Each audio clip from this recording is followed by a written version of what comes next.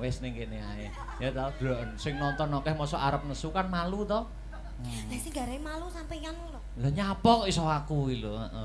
Delok penonton ning kene SMA 1 terus SMA 1 ki padahal tiap tahun wayangan yo bintang tamune sampeyan lho. Kok iso sampeyan kok mempermasalahkan lagi saiki ora biyen-biyen. Lah kan biyen orang gandeng aku to. Lah kan biyen sik gandeng karo sapa mi kae? Sapa? Sapa no sapa? Duh win anu. Oh ora. Ngene lho ngene. Aku kan yo tidak pernah toh mempermasalahkan masa lalumu. Lah ya aja sampai parep dadi peperangan dunia apa piye? Lah yo aku tidak pernah mempermasalahkan masa lalumu. Aku lah gak ndek masa lalu, kabeh lho tak ora tak akoni kae gur gimmick tok sing kae. Loh, aku tidak pernah mempermasalahkan iki kan biyen arep umpamane bahasane iki jatuh di pelukan orang yang salah. Aku boyo tahu ngomong ning ngono kan tidak. Ning sing penting ora biyen-biyen saiki membuka lembaran yang baru. Sing penting saiki niken wis ana regemane RM Akbar Syahalam.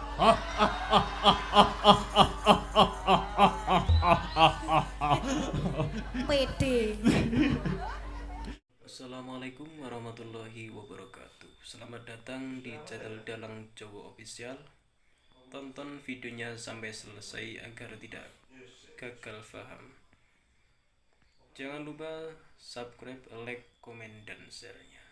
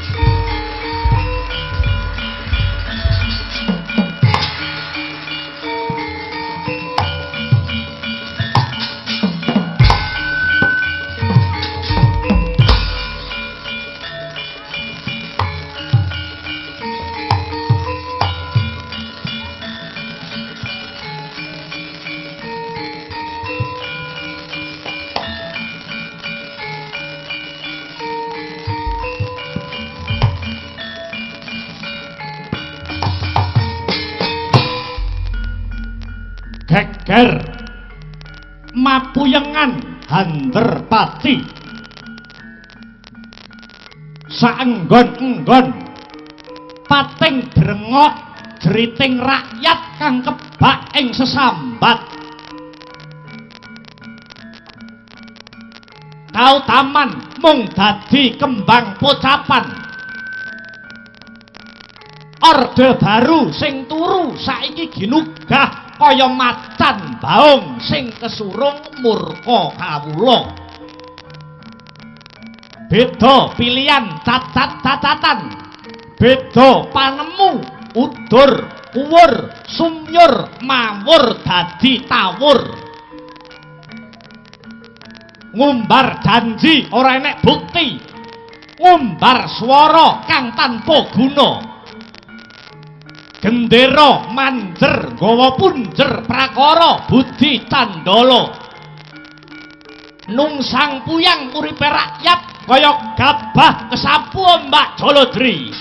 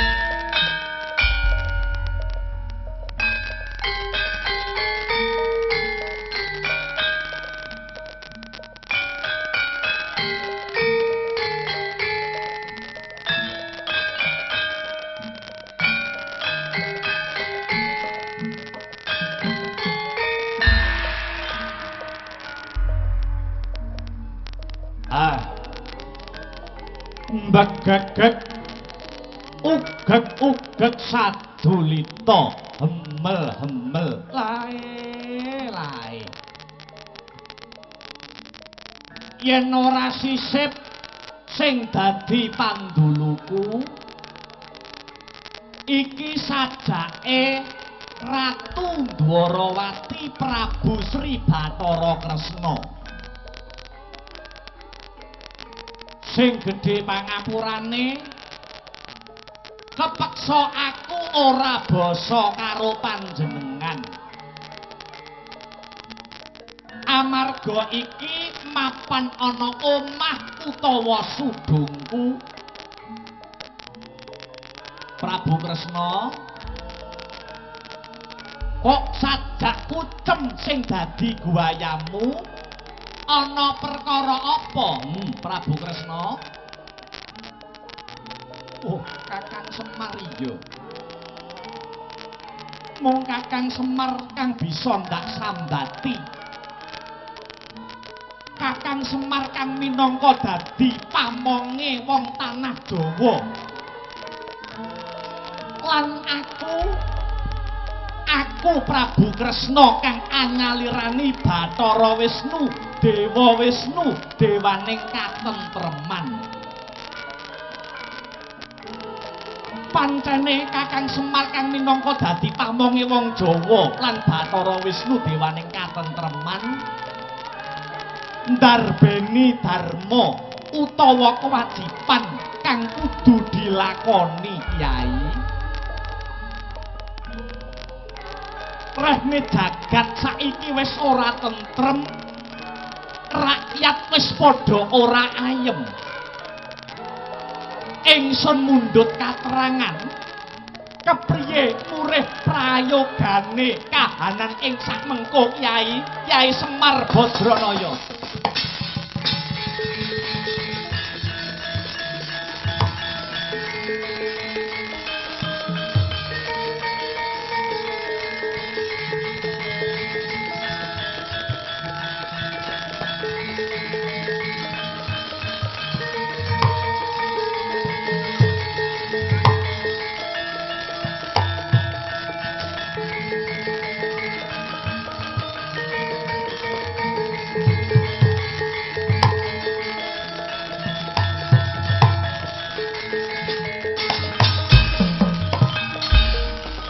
Semarega den prayitna semorere eka ambale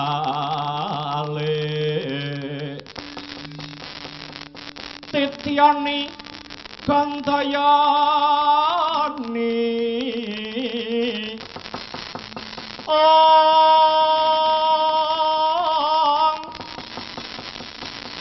Trisanya Purnama sasi gilar-gilar semet gining tengahing latar Milangono lintang Bima sakti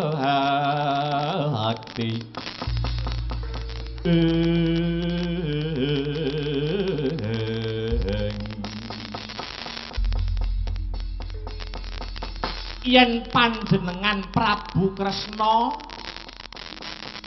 lagi mrehatinke kahanan ana ing jagat iki kawruhanana Prabu Kresna aning jagat sing gumelar iki wis kaperang dadi petang jaman ana jagat raya iki wis pinirang dadi patang jaman iya lah banjur patang jaman kuwi mau apa wae Kakang sepisan sinebut jaman emas utawa jaman kemasan angka loro jaman perak angka telu jaman tembaga lan sing pungkasan sinebut jaman wesi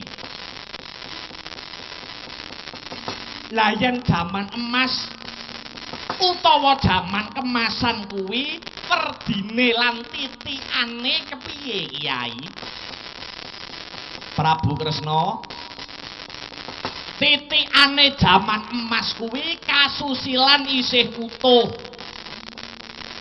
tata krama ya isih jangkep kabeh manungsa isih ngestokake sabdaning Gusti isih akeh ulama lan kiai sing sumanding marang kitab suci isih akeh kawula sing percaya karo negara akeh rakyat sing isih percaya marang pejabat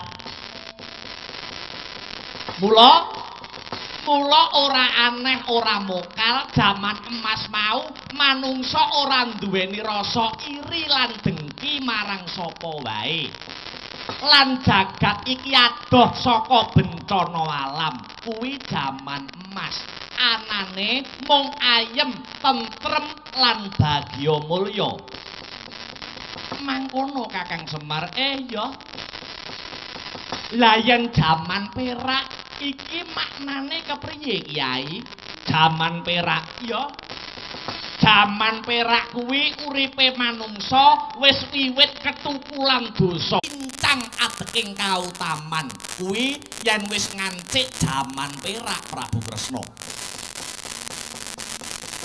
banjur sing diarani jaman tembaga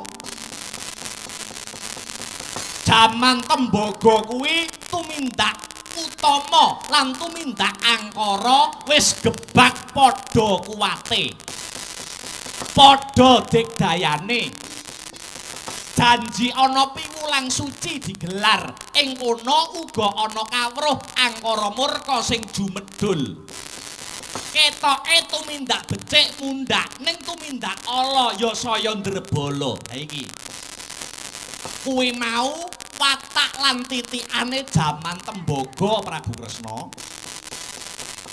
iya sing pungkasan jaman wesi kuwi perdine kepiye Kyai jaman wesi iki tegese jaman bubrah jagat iki wis kebak dosa tata krama wis ora dienggo kasusilan mung mandhek ana pocapan wong becik malah dicutik-cutik wong ala malah do disubya-subya ana langgar dienggo digar ana masjid dianggit-anggit ana papan ibadah dijejamah ana gereja lan pura jare dienggo apa mula polahe manungsa ing jaman wesi iki kaya gabah den interi sing edan malah iso dandan-dandan sing nyolong omahe magrong-magrong sing nyopet umure malah awet sing korupsi malah iso kesana kemari lah iki bebasan ing ngarsa ngundar swara ing madya numpuk bondo tuturi padha grogoti sing bagus ya ngono sing ngakune bagus Isone mung kementhus ora entong ora irus nyatane do ora pecus tur rakus. Mula patrape do kaya wedhus senengane ngambus-ambus. Sing ngakune ayu ya ngono. Sing ngakune ayu do ora mutu, bengi-bengi malah do metu. Lambene digincu genit karo kemayu ning ngisor lampu, pamriye ben payu, ora payu nganti pambu tubruk asu. Lah iki. Asu Kakang, nggih, tubruk turut barang. Iki jenenge jaman wesi. Rasa gotong royong wis luntur. Sing digoleki mung kebutuhan golongane dhewe. Wis ora peduli kuwi halal apa haram. Ngerti kuwi barang haram, ngerti waton butuh mesti diuntal. Nanging Prabu Kresna, nanging Gusti iki maha adil. Jaman papat kuwi mau cakra manggilingan silih gumanti. Watone pejabat lan rakyat isih gondeli piwulange ngagama lan dasaring negara. Tak kira jagat iki bakal bisa balik tentrem lan adoh saka bilahi. Nanging saiki wis akeh para sentananing negara sing wis lali karo kewajibane. Contone ora usah ado-ado. Contone ora usah ado-ado. Klebu momonganku. Momonganku Ndara Janaka ya Ndara Arjuna. Ndara Janaka sak rampunge rabi karo Dewi Dresanala. Saiki malah kerasan lan katrem ing rasa asmara ana ing kahyangan swarga dahana. Sajake Raden Janaka wis lali karo kewajiban kasatriyane.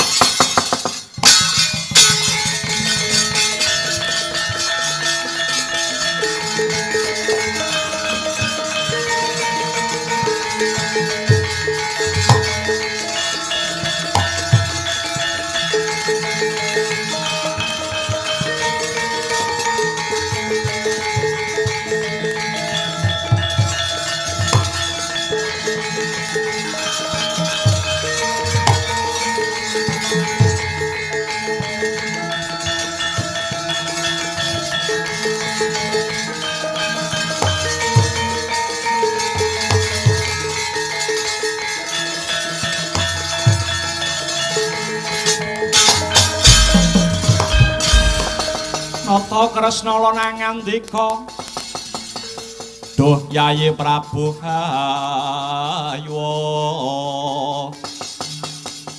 sung kawing tias mulat solaing arinira.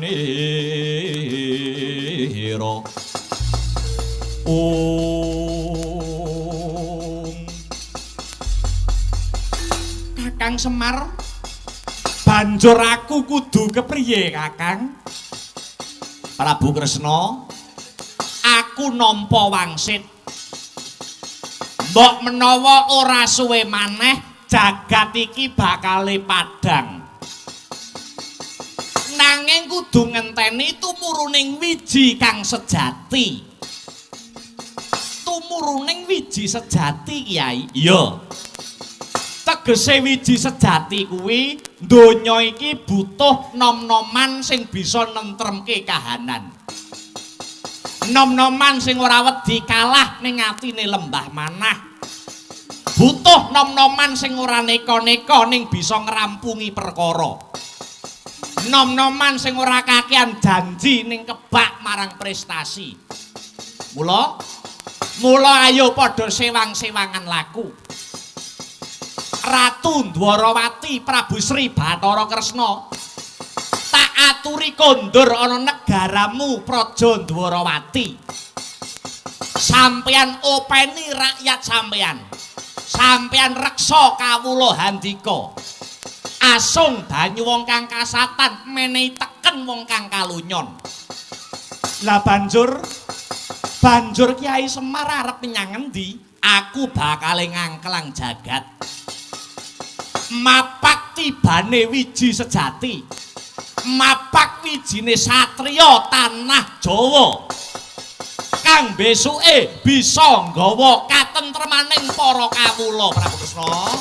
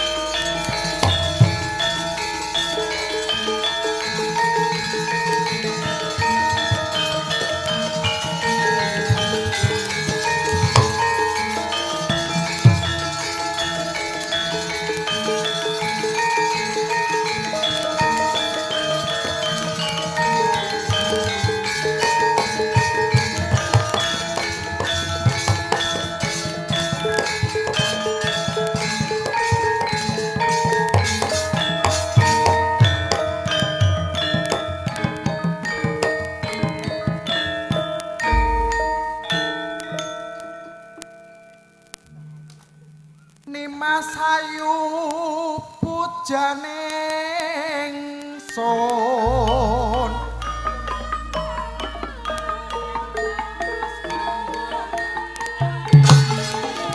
turutana brangta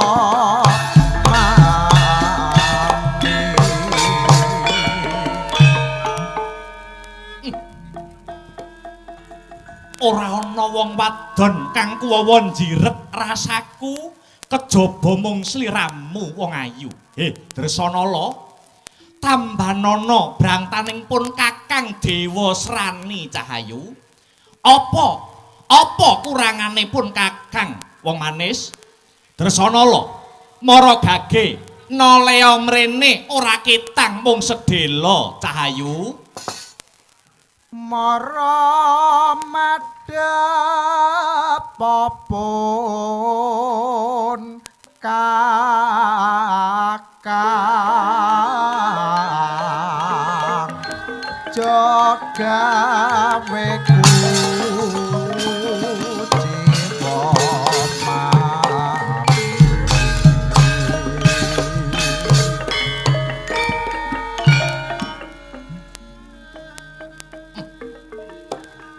rikala atiku peteng dedet lelimengan amonge semu sing bisa madangi atiku cahyaning rembulan surem sorote yen mungsuh kelawan ayuning rupamu Dresanala, kowe rabi karo Dewa Srani ora bakal tiba aning parang curi nanging malah tumiba aning kasur babut.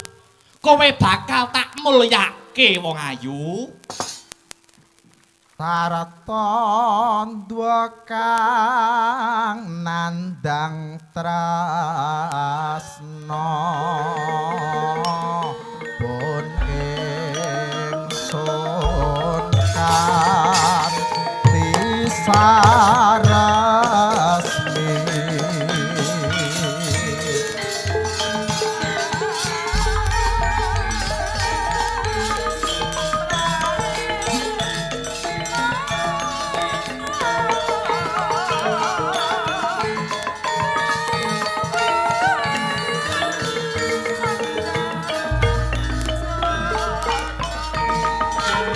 Dresanala, kowe ning endi wong ayu? Kowe arep menyang endi cah manis? Kowe aja lunga. Kowe aja lunga cah ayu. Dresanala. Oh!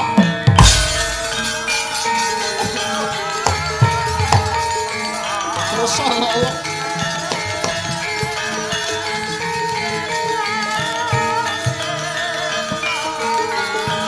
Oh, Kanjeng Ibu.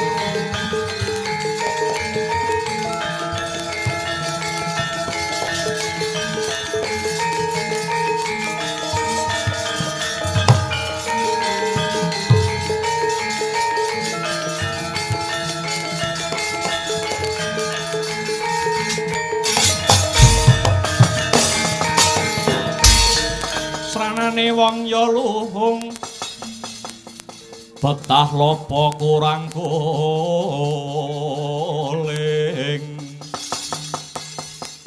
elinga salat jatmika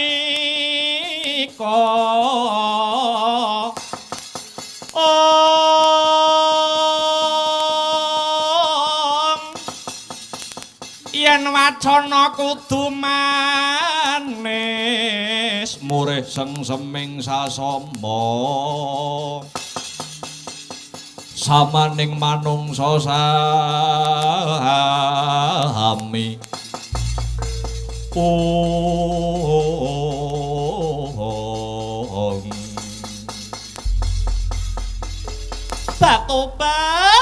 Tobat. Anakku bocah bagus Dewa Srani. Telung dina iki kowe kok katon gembol perkara kang ora enteng ki janjane sing mbok pikir ki apa to, Ngger? Saka lekring wadana jaiting netra kang sarta tepunging wimba. Ana babakan rasa kang kineker. Ana apa bocah bagus Dewa Srani? Mara diage sambato menyang ibumu aku Bathari Durga panguwasa Dandang Mangure ihi. Nuwun inggih Kanjeng Ibu. Pranyata leres dawuh jengandika Kanjeng Ibu Bathari Durga. Mbok bilih sakmenika wonten ingkang kula penggalih, wonten ingkang kula pikir Kanjeng Ibu. Lah ya matura, omanga Dewa Srani. Apa sing kok pikirke iki apa? Mbok menawa ana reruwet ibu bisa ngudari, yen ana pepeteng pun ibu bisa melu-melu madhangake Dewa Srani. Yo, kowe iki wayahe mangan ora mangan. Wayahe turu ya ora turu ya nganti awakmu ya mundhak kuru. Ya ampun jane sing kok pikir kuwi apa to Dewa Srani matura karo ibumu aku. Nuwun inggih Kanjeng Ibu nuwun inggih. Wekdal sak mangke kula mboten menggalih babakan napa-napa jernyatanipun.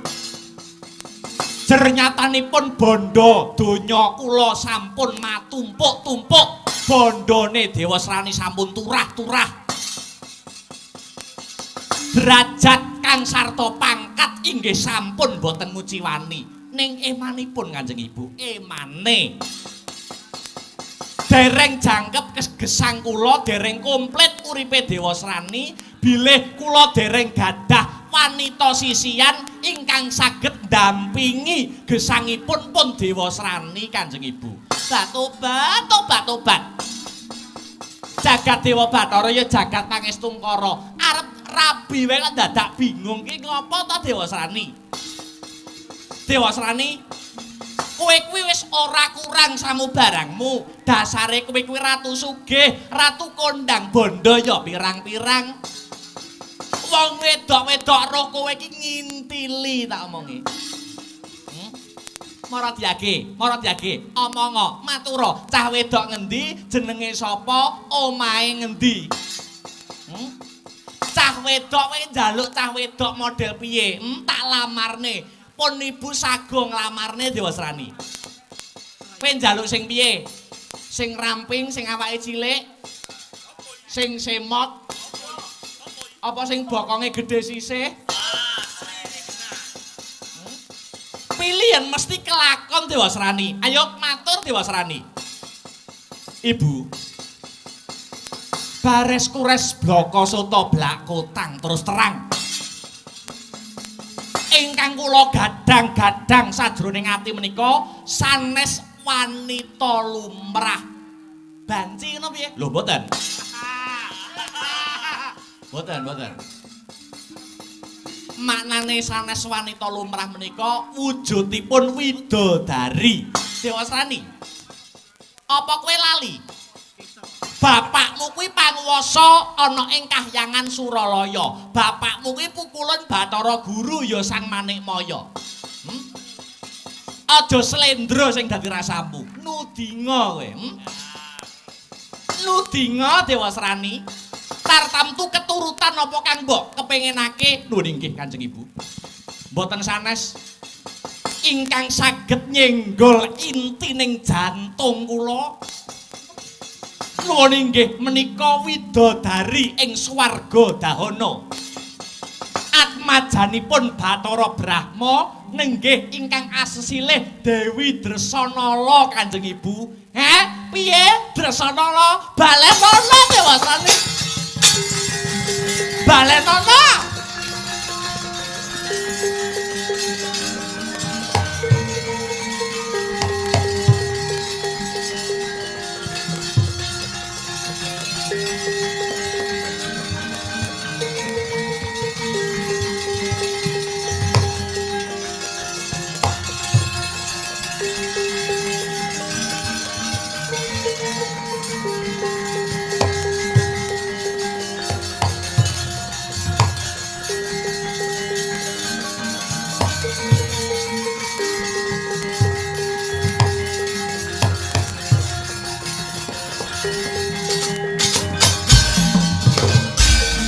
Agyatari sanggapi rangu rinanggul kinempet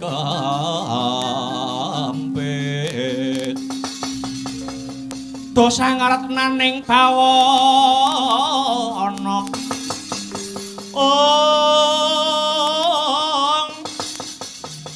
iya si tukang walang adi iya si tukang ngena sing tias iya si tukang kudu garing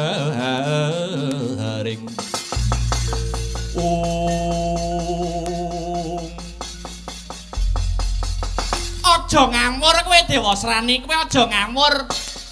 Widodari Kahyangan ki pirang-pirang widodari Kahyangan iki akeh. Kenang apa kowe kok milih Dresanala? Kamangka kowe ngerti dhewe yen Dresanala kuwi wis duwe bojo. Paham apa ora kowe Dewa Srani? Iya. Kula sampun mangertos bilih si Dresanala menika sampun duwe bojo, sampun gadah garwa. Nuwun inggih punika satriya panengah Pandhawa nuwun inggih pun Janaka utawi Arjuna. Gene kowe ya mudeng, gene kowe ya paham, gene kowe ya ngerti. Nang apa kowe kok milih sing wis duwe bojo? Kuwi jenenge ngrusak pagerayu, nyures-tures ijo. Kowe paham apa ora? Ngrusak omah-omahe wong kuwi dosa, dosane wong urip.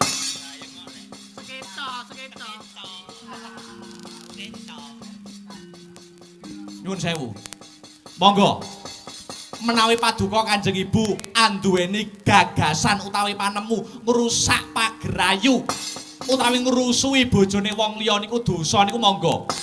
Nanging menurutipun pun Dewa Srani mriku tiba kosok balen. Kosok balen piye Dewa Srani? Sak gagah-gagahe wong lanang kuwi yen wis iso ngrebut bojone wong liya. Lah niku. Saya gagah mle nek iso ngrebut bojone kancane dhewe. Lah niku. Menika langkung jos. Maju ketok dadane, mundur ketok gegere niku. Ya ampun. Kowe iki nyawango githokmu. Bojone Dresanala ki sapa? Panengah Pandhawa si Janaka. Ambak kowe iki ratu, ambak kowe iki duwe jabatan. Nek kowe iki ratu cilik beda karo Janaka. Nadyan Janaka kuwi mung satriya, ning satriya kondang kaunang-unang kaloka saindenging jagat raya, duwe gelar lelananging jagat lancuring Madyapada. Kowe iki karo Janaka pedhot karo sekabehane. Ngerti ora? Ngerti pedhot ora? Tak tungtung ala pedhot. Aja nekat, tak omongi aja nekat. Mumpung durung lara ati tak omongi aja nekat. Kanjeng Ibu, piye? Mboten. Sampun bunder tekad kula, sampun golong batin kawula. Anggen kula tresnani kalian putri Swargadahana nuwun inggih pun Dresanala. Kepara menawi kula mboten kelakon sesandingan kalian Dresanala, luwih becik kula entengaken pati kula. Aja ngawur, aja edan wis Dewa Srani.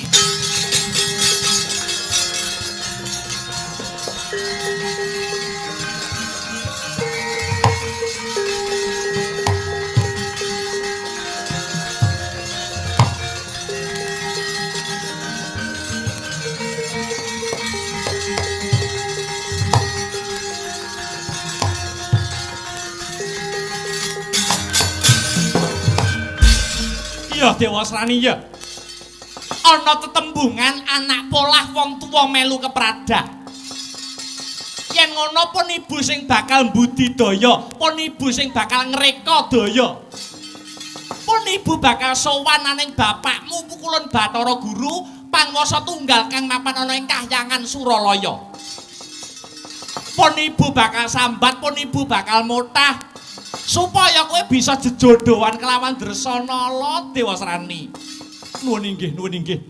Ngaturaken panuwun Kanjeng Ibu. Aku bakal sowan bapakmu Bathara Guru. Banjur kowe entenana luwih dhisik ana ing Tunggul Malaya. Kalamun mengko si Dresanala wis kelakon pegat karo si Janaka, Dresanala gawanen mulih ana negaramu Tunggul Malaya ya Dewa Srani ngestakaken dawuh Kanjeng Ibu. Bocah tumenggung. Kula wonten dawuh Tandya Bathari. Kirapke saking Madyabala. Mbok menawa iki mengko ana moganing lelakon, kowe sak wadyabalamu sing merantasi gawe. Nuwun dhateng sendika Sang Tandya Bathari. Kereken gendera Barbang budal dina iki aja nganti nguciwani bocah tumenggung.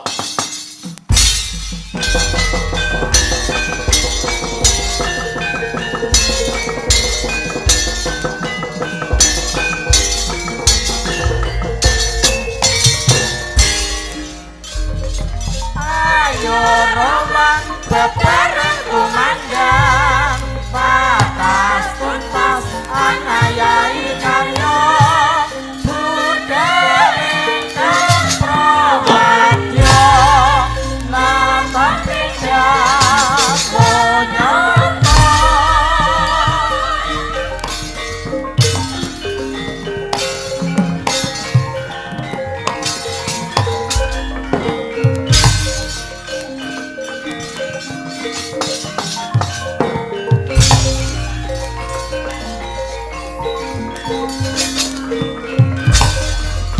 ayo roman bebereng kumandang batas tuntas anayai karyo budeng dan prawanyo bapak bidang lokono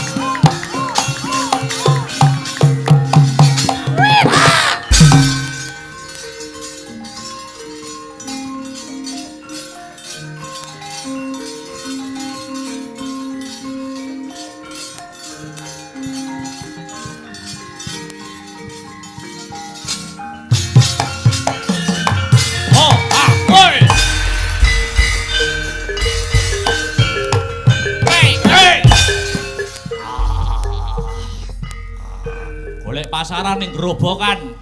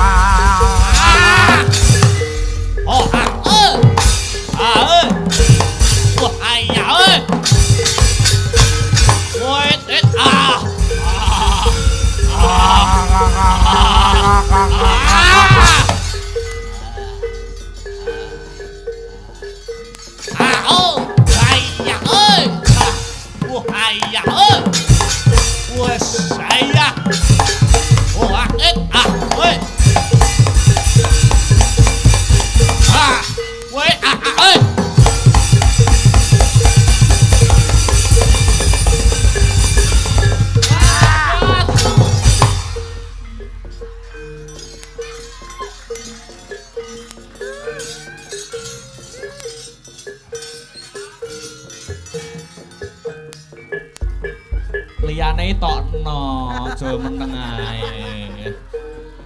Halo.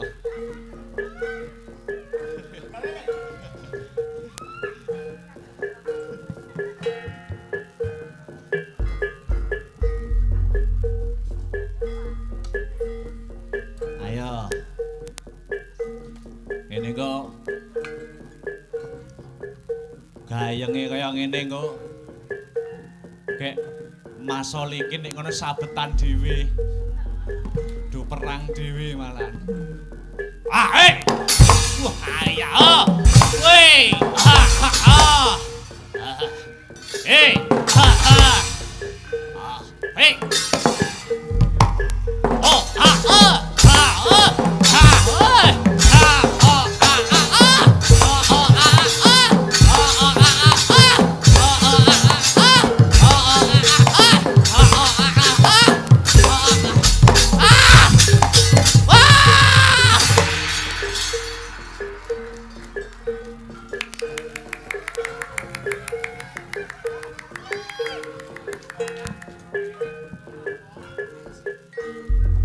Kayak ngene 50 ya murah lho jane.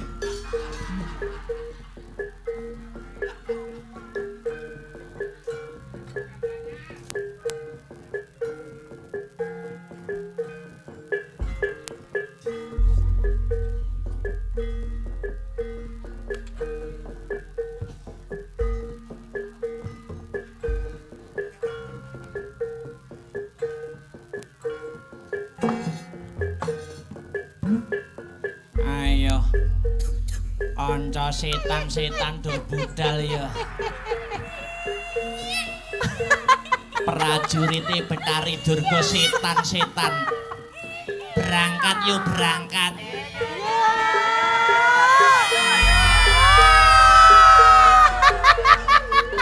Berangkat yo.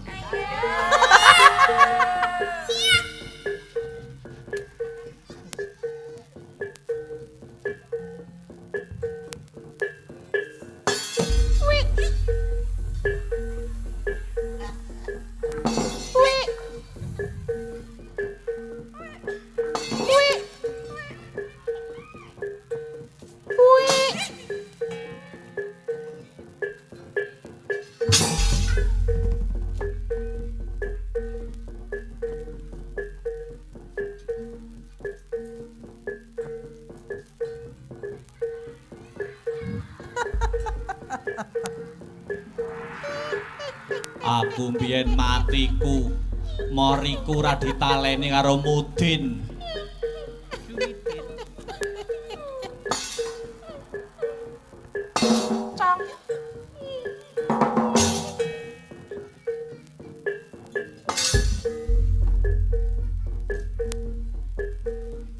Asik ya.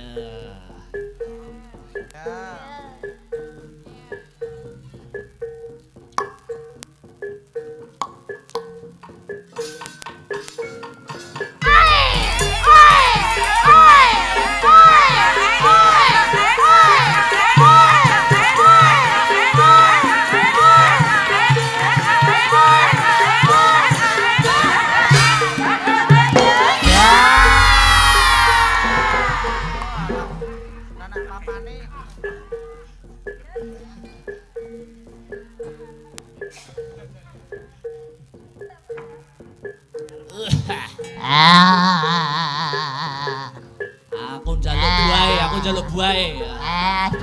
Semangka. Jeruk anggur.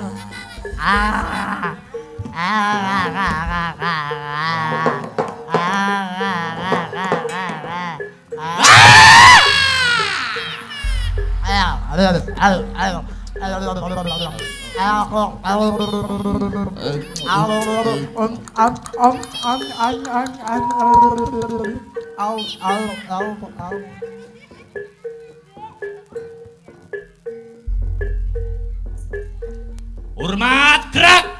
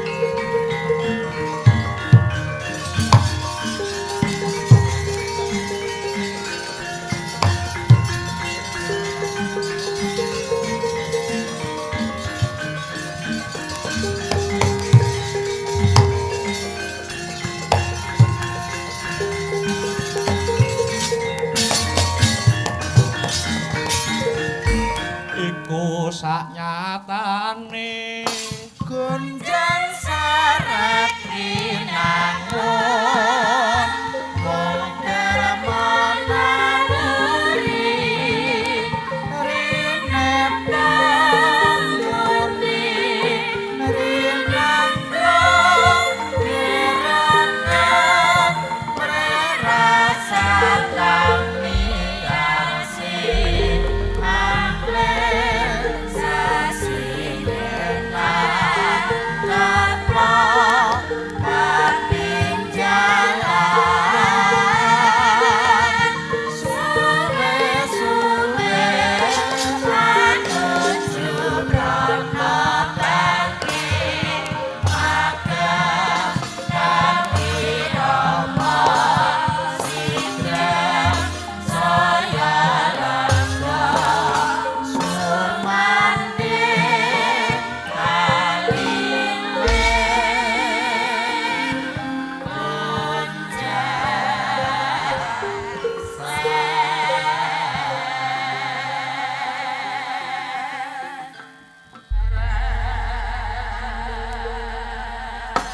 mangkya darajating praja kawuryan wusanyaruri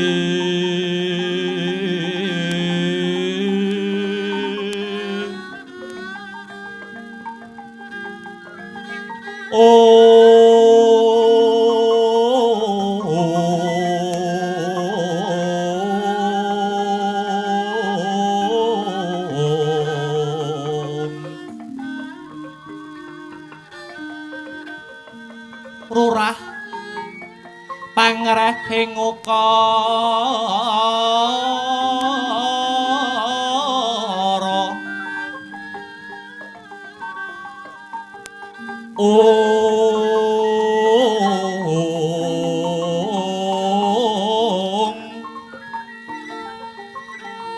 karana tanpa palupi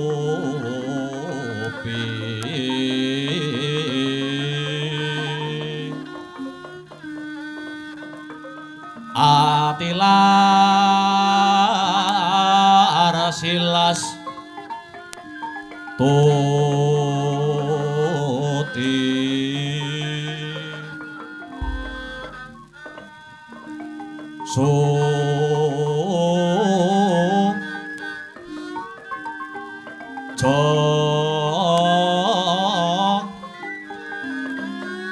no sarjana kelu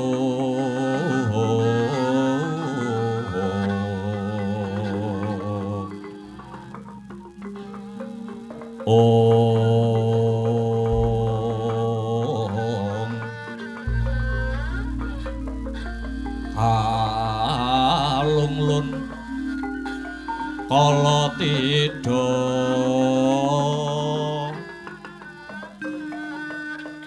didem tandaning dumadi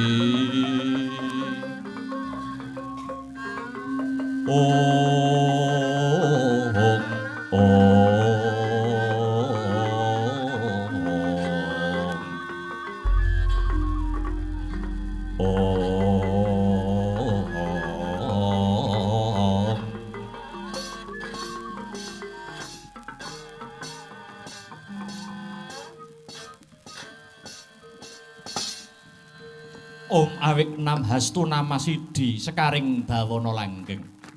Kakang Narada. Pragenjong Pak Bong warudayang ti negara wong. Welut wisa banteng wareng kula wonten punapi Adi Guru. Monggo. Sakmangke kula aturi nyekecakaken anggenipun lenggah. Awit wekdal menika kula Bathara Guru mboten saged pratitis anggenipun badhe wawan pangandikan kalian jengandika Kakang Narada. Labet dinten sakmangke kahyangan Suralaya kedayawan pun Betari Durga nuwun inggih Bathari Pramana Kakang. Oh inggih Adi Guru inggih. Sasana saha wekdal kula aturaken dumateng Adi Guru anggenipun badhe manembrama dumateng Kang Garwa Batari Durga saking Dandang Mangure. Nuwun inggih Kakang matur nuwun. Durga, padha becik sak tekamu ngabiyantara marang jeneng ulun Pramani. Tobat. Nuwun inggih Bu Kulun. Nering sambikala prapta kula sowan marang jengandika Bu Kulun. Anggen kula bidhal saking Dandang Mangure mboten wonten alangan sawiji menapa sembah saha pakabekti kula katur pukulun. Iya. Banget panarimaku ora liwat pangestu kumara gage tampanana Durga. Nuwun inggih pukulun, sampun kula tampi dados jejimating gesang kula. Tekamu karo sapa? Dalem. Tekamu karo sapa? Ijen tanpa kanca pukulun. Tanpa konto lan kanthi. Kula teng pundi-pundi sakniki mboten wonten sing dampingi Bu Kulun. Bot-bote kula menika setya bekti kalian panjenengan ngakoni napa mboten yen kula menika bejepean. Iya. Sliramu kuwi garwa ulun, sliramu kuwi bojoku Durga. Alah dalah rak ya ngono. Biyen ketok apa saiki ketok apa gelau? Ya. Ora beda karo katresnanku marang kowe Durga biyen nganti saiki ora ana bedane. Lah rak apa to ya? Ladyan Paduka menika bojone kathah, bojone akeh, nanging Paduka sampun ngakoni, padha-padha bojone Bathara Guru, lak ya kula to sing paling penak anggenipun ngladeni. Iza apa ora? Iya. Nang kali kula saged nyokot-nyokot. Oh iya. Ya. Lah banjur duwe sedya kang ngendi dene kowe Bathari Durga sowan mangarsa marang panjenengan ingsun. Ketitik saka lekering netra jaiting wadana kang sarta tepunging wimba. Ana babakan kang bakal kok andharake Maradyage matura Durga, matura kelawan panjenengan ingsun. Permara reh manguswamya ngambrang kadidarunaning kaswahasiring marga hamalatgung risang ganda wastrat maca lengleng lalu manguladi surya mangrang sang waya surya mangrang sang waya umyus hamara waya hantuk